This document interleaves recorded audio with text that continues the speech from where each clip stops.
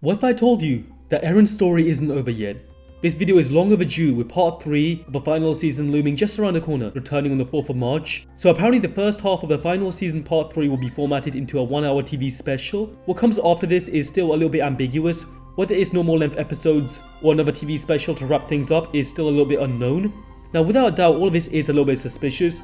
I don't think this confirms whether we're going to get an anime original ending or not, but if there is going to be one, I can imagine why this 1-hour TV special works, to surprise everybody at once, instead of it being episodic and there being like one dude who ruins it for all of the people trying to catch up. Whether it's this upcoming 1-hour TV special that changes the ending or not is still a little bit up in the air. It could possibly be the content that comes out afterwards, possibly another 1-hour TV special that changes things, so don't get your hopes high. Another thing I want to address, and I don't want to turn this into a rant, but in a recent interview Isayama had in France, he talked about his view on criticism. And Isayama said that he saw a comment on his vlog a long time ago that if he changed his work or his mind because of criticism, then they wouldn't read his work at all. Making me believe if Isayama truly wanted to change his ending, he doesn't want it to be because of criticism, especially manga criticism. I'm a believer that the anime original ending will happen and the ending will be different to the manga. Not because of manga criticism, but rather because it was planned from the very beginning. This is where it gets kind of interesting because he's then asked what he plans to do with the anime ending. Will it be different? Are there any differences between the manga and the anime? Isayama says that the anime is basically this more refined and fleshed out version of the manga, implying that he doesn't plan to do an anime original ending. So is that it? Will there not be an anime original ending or an alternate ending? Well no, because let's say that there was gonna be an anime original ending in theory. Do you genuinely believe that Isayama would straight up be like, yeah, the anime original ending isn't happening and it's gonna be exactly the same as the manga? Absolutely not, because I really doubt he'd spoil it like that. That would just ruin the point of it being a surprising twist in the end. Sure, he could have said something like it's still up in the air and he doesn't know if he wants to do it or not. But then I think it would be a little bit too bait and that would get people thinking that he is gonna do it. It's like a lose-lose situation regardless, so it might just make more sense for him to deny it entirely. Anyway, enough of that rant. I'm getting closer to 12k subscribers, so it would be much appreciated if you could like this video and subscribe. It really helps me out. Anyhow, what's today's video even about? Previously, I've gone over the existence of other timelines and really just talked about why the anime ending will be different to the manga ending, all the little clues and things like that. So I want this video more to be about how it's implemented, like who survives, who doesn't. So to start, let's take a closer look at where I believe the changes to the timeline are made. It's a realm beyond time and space. In the sky, we can see streaks of light called paths, and they all meet at one point, they converge at one point, and that being the coordinate, which resembles a tree. This tree basically represents the present, past and future at once, therefore is this physical manifestation of the timeline. To prove this, Eren only gained access to the coordinate because Zeke allowed him to see his father's memories. Allowed him to enter his father's memories rather. Because he could enter his father's memories, and Grisha was the attack titan, Eren can now from the future send memories back to him, and now a younger Eren can see his own future through his father. Eren can see the past, the present, and the future, and in other words, have access to the coordinate. With this power, Eren can go back and influence any attack titan holder before him, but he can't see memories from a future attack titan holder, meaning that he's going to be the final attack titan. For example, he can manipulate his father, but this isn't the only example. Eren can use a coordinate to share his memories with previous attack titan holders and manipulate them into adopting his ideology. This is why Kruger said all attack titans strive for freedom. Eren showed each attack titan holder a beautiful scenery from a future after the rumbling, which is what convinced them to help him. Every time Eren manipulates the past by sending memories, these manipulations become permanent, occurring in every timeline. That is what each path in the sky is in that dimension. I call them fixed points in time. For example, Eren used the coordinate to send memories back to Kruger, which convinced him to tell Grisha to finish his mission. The coordinate then allowed Eren to repeat Kruger's speech word for word to his father again. In both speeches, Kruger and Eren told Grisha to stand, then tell him to keep on moving forward, even if he dies, even after death. He's the one who started this story. These two events become fixed in time, so Grisha could eat Kruger, gain the attack titan, then eat Frida to gain the founding titan, and give both those titans to Eren in every timeline, ensuring that Eren would always have the power to change the world. This is so he could reach that beautiful scenery from the future after the rumbling. But as you know, Eren only gets 80% through the rumbling and dies, which instead leads to a scenery of paradise being destroyed, the opposite of that beautiful scenery.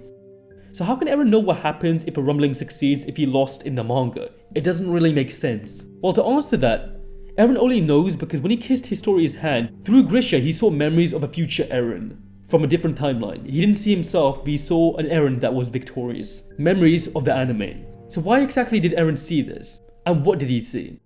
Well, it wasn't exactly pleasant since Eren gave his horrified facial expression in both the manga and the anime. In chapter 130 of the manga, we see almost all of what Eren saw. He saw shards from a future. Eren sees Falco reaching, Armin beat up, and meeting Mikasa after the time skip. But all of these events have already happened by the time chapter 130 rolls around. So why does Eren in his inner monologue, when talking about these memories, say that they're all still ahead? It's a little bit suspicious, isn't it?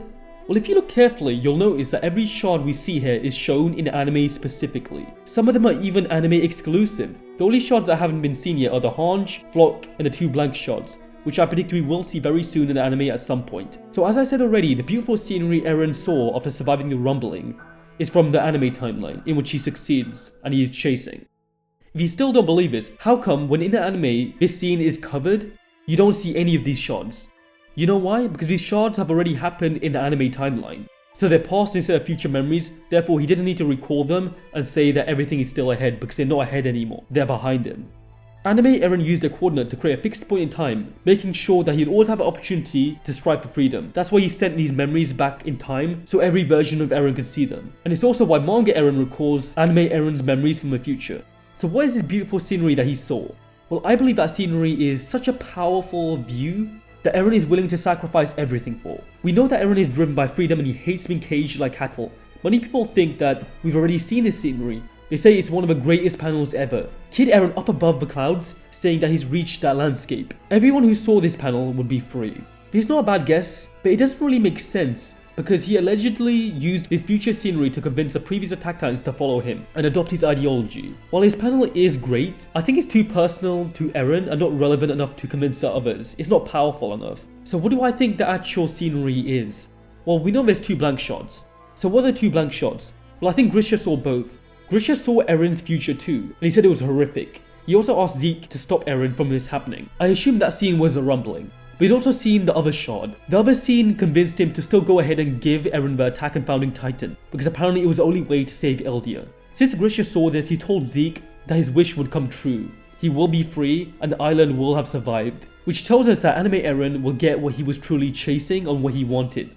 So I think what both Eren and Grisha saw was a scene that represented Paradise Island not being destroyed and rather saved, pretty much the opposite of that scene where the island is absolutely bombed in the manga. Earlier in the manga, Pixis asked Eren about his opinion on if he thinks humanity would unite if attacked by this powerful entity. It's almost as if he's asking Eren about the manga ending.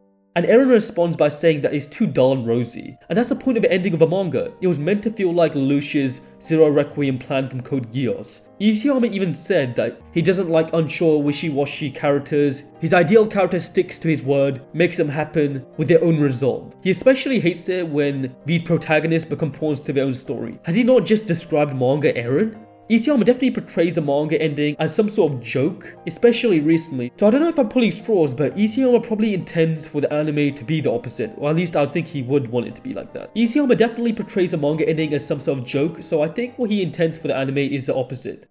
Speaking about opposites, the manga ending is the opposite of the Akatsuki no Requiem music video. For those who don't know or remember, it's by Linked Horizon, a band that works very closely with Isayama. The most interesting thing about this music video is that it came out right before the rumbling.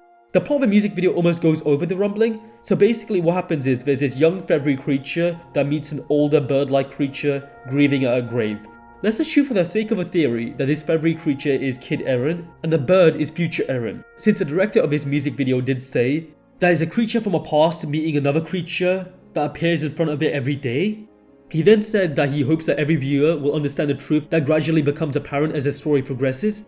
Kid Eren is given a memory. He then sees the future Eren's family, but notices that he's depressed, so he touches him and sees more of these memories of him killing innocent people. In shock, Kid Eren shudders and looks at his own hands, which further implies that he is the bird, and these two characters are related. The kid then sees the aftermath of a destroyed world. He then witnesses all those who died to stop its destruction, which I assume is the rumbling. Kid Eren then in anger is prepared to kill the future Eren, so he attempts to remove that memory of that future that he implanted in his memories, but then sees an old Eren at a grave, a thriving upside down civilization, and a beautiful scenery of what the lyrics called a world abandoned without walls at dawn. Kid Eren then drops his weapon and accepts why he made all of these sacrifices. So not only could that scenery be what Eren saw, but also what Eren saw at the beginning of anime.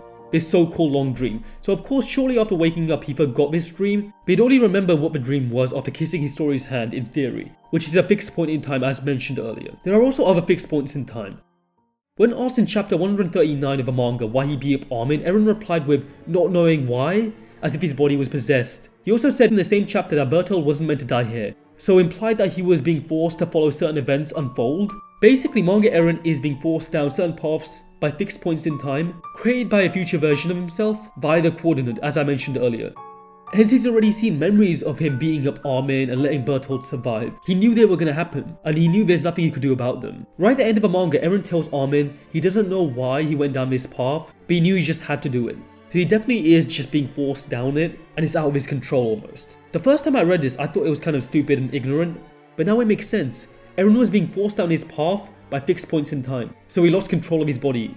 He then saw a memory of a baby version of himself being born and told he's free. At first this doesn't seem very important until the image of his birth is also shown in the anime when talking about himself. So what if Manga Eren is seeing the birth of anime Eren who is free? That explains why Eren is being forced down certain decisions so he can be reborn free. To further prove this, Manga Eren claims that the only thing he knows for sure is the result of Mikasa's choice.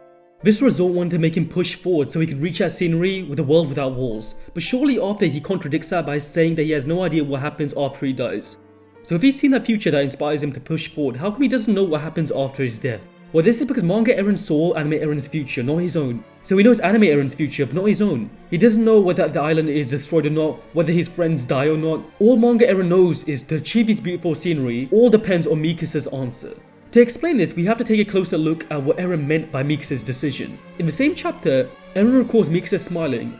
Eren then says he still doesn't know what Mikasa will do. This was a scene in which Mikasa thanked Eren, and Eren made that promise to her. But why is this scene so important? Eren promised to wrap this scarf around Mikasa as many times as she wanted, now and forever. This vow then summoned lightning, and according to Reiner, even activated the coordinate. Presumably because Eren's founding titan has made contact with a member of the royal family, that being Dina Fritz, Zeke's mother. The last time a founding titan holder made a vow using the coordinate was King Fritz, who made a vow that his direct descendants must renounce war. This vow was so powerful, every founding titan has been super passive when attacked, their eyes even glow blue with streaks of light when possessed. So this vow to Mikasa gave her the power to see Eren as many times as she wanted, even if he died, which became a fixed point in time, meaning again and again they would see each other. It was a time loop. That is why, when she wished to see Eren again in the form of a bird, he wrapped her scarf around her at the end of the manga. Unless you think this was some random ass bird, but I really doubt you think that. Eren most likely was in control of that bird, like he was throughout the entire series.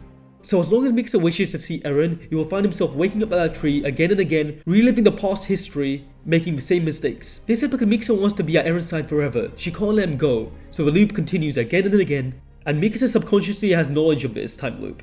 In Lost Girls, she has memories of other timelines and other outcomes, within which Eren died, and again, he didn't fulfill his promise to Mikasa.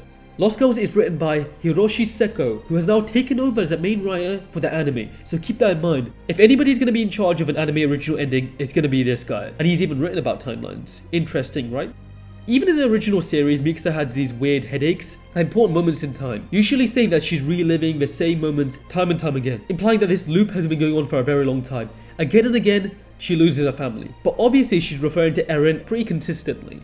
This is why in the first ending of the anime, Mikasa sees multiple knives, and in Lost Girls, the Mirror Man shows her multiple knives. It's all because she's relived the same outcome of that one moment of Eren saving her time and time again.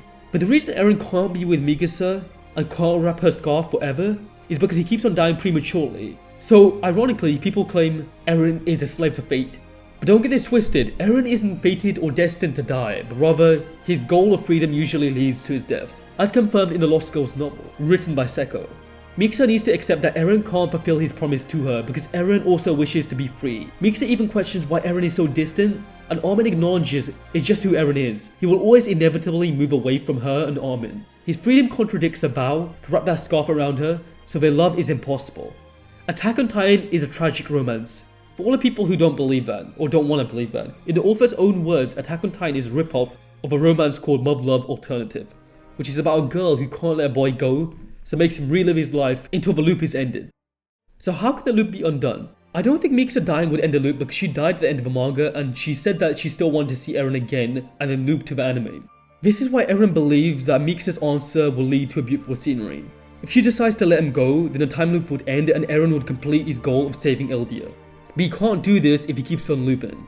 Mikasa is completely obsessed with Eren, so she can't really let him go. And Eren now probably knows that he's stuck in some sort of loop because of a vow he made to her, but he also knows that Ymir is also in some sort of allegiance with Mikasa, hence he says only she knows why.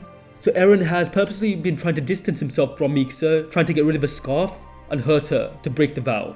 Even in a timeline within which Mikasa and Eren ran away together, he regretted this action and his decision, so he asked Mikasa to throw away the scarf and forget about him when he dies so he can finally be free from his loop. But Mikasa instead told him that she'll see him later, wearing the scarf as he died and faded away, implying that she won't let him go, and she knows that she's gonna see him in the next timeline. Mikasa even made the same decision in the manga, as she wrapped her scarf around herself and killed Eren shortly after, saying see you later.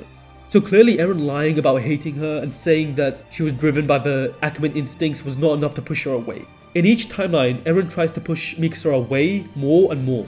This is shown quite literally too, through him moving further and further away from Mikasa when he asks her what she is to him in each timeline, it seems. Can he force her to let him go? I think it is possible. In the first ending of a manga, it showed Mikasa being ignorantly blinded by the scarf, and when the scarf disappeared it allowed her to grow up. In the most recent ending, there's a similar correlation to this where the scarf's destruction allows Eren to see this open landscape with flowers. So what will change this time? How will Eren make Mikasa let go of the scarf and let go of him to end the loop? In the same game that Isayama ripped off, Love Love, the girl learns that the boy might like another girl, so runs off because she's hurt. When the boy has a choice to pick between her and the other girl, so maybe something similar has to happen in the anime. Eren made it clear when using Kruger to instruct his father that they will keep on reliving the same mistakes again and again, repeating the same mistakes until he finds somebody to love and have a family inside of the walls with. Grisha says that he already has a wife and family, and so there's no point of telling him because he's gonna forget shortly after, when he becomes a pure titan to eat Kruger. Now this could be a reference to Grisha getting married to Carla and having Eren. However, this is refuted by Kruger quite directly, when he replies that this information isn't for him, but rather somebody who will see this memory later, somebody who is watching. That person is obviously a younger Eren, who is quite literally listening to all of this. Kruger says that he has to see all of this through to save Mikasa and Armin, as if he's now directly talking to Eren since Grisha doesn't even know who they are. Since future Eren has used the coordinate to manipulate Kruger, what he was actually trying to tell this younger Eren from a past is that in order to gain his freedom, he needs to break the time loop, and he needs to push Mikasa away by having a family. Eren most likely only showed Kruger a glimpse of the future and his own life, in order to get him to do exactly what he wanted, so to see that beautiful scenery. At the final exhibition, it was said on Mikasa's poster, will it be tears or a smile that will show in the end? So I believe this time round, in the anime, instead of seeing the outcome of her living with Eren, he'll rather show her the future that he saw. He will show Mikasa how the island flourished, a world without wars, but most importantly, how he had a family with another woman. This will hurt Mikasa so much that she'll wake up crying and finally accept Eren's dream, throw away her scarf, and attack Eren head on, no pun intended. In this timeline, Eren will defend himself against Mikasa and she'll probably die not wanting to see Eren again, since her death has been foreshadowed for a very long time. Ever since Lost Gods, Grisha implied that Eren is possessed by this great power. I think his great power is anime Eren's will to achieve freedom by using the coordinate to manipulate or possess the other Erens with fixed points in time. Grisha probably has some understanding of this because he's already seen Eren's memories with the Attack Titan from a future. Grisha says that Mikasa could possibly save Eren from his great power if she lives with him surrounded in nature, quite literally referring to the timeline in which they live together in a cabin in the middle of nowhere. In this timeline we know it fails, because Eren regretted his decision as he told Mikasa to forget about him and throw the scarf away. Mikasa knowingly says that she's gonna see him later and loops him to the beginning of the anime timeline. In the same Lost Girls manga, Eren said that his great power would also kill Mikasa, implying that anime Eren might actually go ahead and kill her. As per usual, everything really comes down to the author. Why would Isayama want to end things this way? Well, it's because of the person he is. Isayama said he wanted to hurt people and create a story in which the characters are wandering through history and repeating itself. Maybe he quite literally meant this.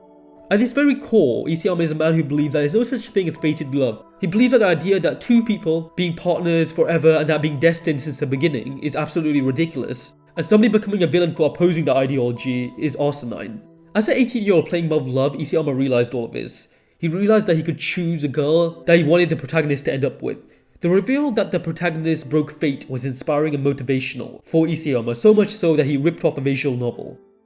But all of this might not be enough to break the vow, to see Mikasa as many times as she wants, because ultimately the only person who can truly break the vow is Ymir Fritz, with the founder's true power. Earlier we established that Ymir is on Mikasa's side, All of this is implied. It's even implied by the season 2 ending, in which Mikasa's scarf is wrapped on Ymir's side, but covered in blood on the devil's side, the devil being Eren. So Eren needs to convince Ymir to help him over Mikasa to end this time loop. He needs to make a deal with Ymir, as shown by the picture of Ymir holding an apple, trading something with the devil. Many people interpret this as Ymir giving the devil the apple, but what if I told you it's the other way around? What if it's Eren offering something to Ymir? What is the apple? Ymir Fritz has always been used as a tool, and never truly loved by anybody, so yearns to be loved. That is why her bond with King Fritz transcended death and persisted throughout the years. Like Mikasa, she couldn't let her lover go, because she was never loved. She spent more than 2,000 years trapped and bound by Karl Fritz, unfree, hoping for somebody to free her of her pain. Even in the anime, she never conclusively found that freedom, so hear me out. What if Eren's offering Ymir the chance to be reborn as his child? This realization on Eren's end is probably what spurred him to get Kruger to tell Eren to have a family with somebody inside of a wall to escape this history of time repeating itself again and again. This whole having a child theme links into breaking the loop. So who could Eren's mystery lover even be? I think you guys already know. I think it's Historia. And I know I brought her name up before and talked about their relationship, but I think there's too many correlations between them for all of this to be a coincidence. Historia is somebody Eren has even been implied to love back in chapter 130. When he was told that Mikasa actually loved him and it wasn't the Ackerman curse, he instantly thought of Historia, and she then even asked him about having a child. There was always a connection between the two, who are known as the enemies of humanity. Eren's overprotectiveness of her is even noticed by Hange, who questions this, which is very suspect at the least. Eren having a family would also resolve so many themes. Eren and Historia wanted to surpass their fathers. Back in season 2, that was an important narrative theme. Isayama even said a story might even revolve around it back then. So what, you think he just dropped it? Eren and Historia both had inherent sins of a father that were passed on to them, that they never wanted. So it makes sense for them to try and create a world where that no longer was a thing. Hence Eren even said that he wanted to end this cycle of child eating parent, burning it all to the ground in chapter 130.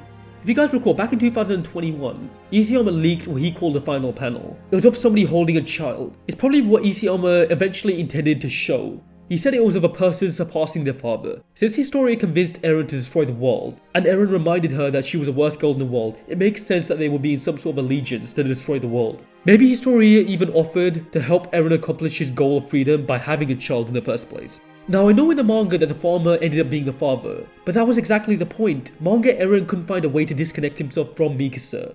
That's the reason he literally had that mental breakdown over Mikasa and ultimately failed the rumbling. He just lacked the resolve to go ahead and have a family with somebody else, killing his friends, which is understandable. He genuinely somewhere deep down loved Mikasa. But that's what Love Month is about too. It's about how the protagonist has options and inner conflicts. That's such an important factor. Can Eren abandon his love and friendship?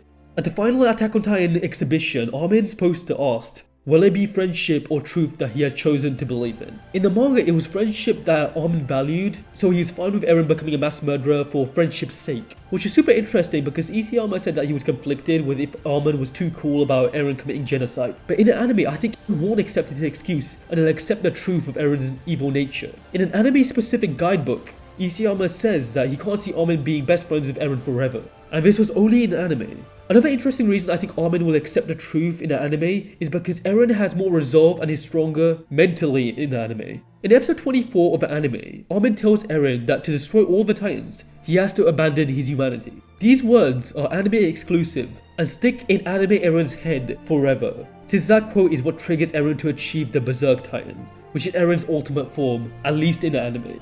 It's when his eyes glow blue, his skin begins to crack and emit fire. While in this form, Eren is undefeatable. He defeats a female titan and states that he's going to destroy the world because he is free. There's already some implications that anime Eren is already using the Berserk Titan against the Alliance. At the same final exhibition, Eren's poster asked, was it justice or liberty that he sacrificed? In the manga, Eren sacrificed his liberty so that he could let his friends attempt to save the island. He gave them the opportunity. Just like at the beginning when Eren relied too much on his friends and they died. He made the same mistake in the manga.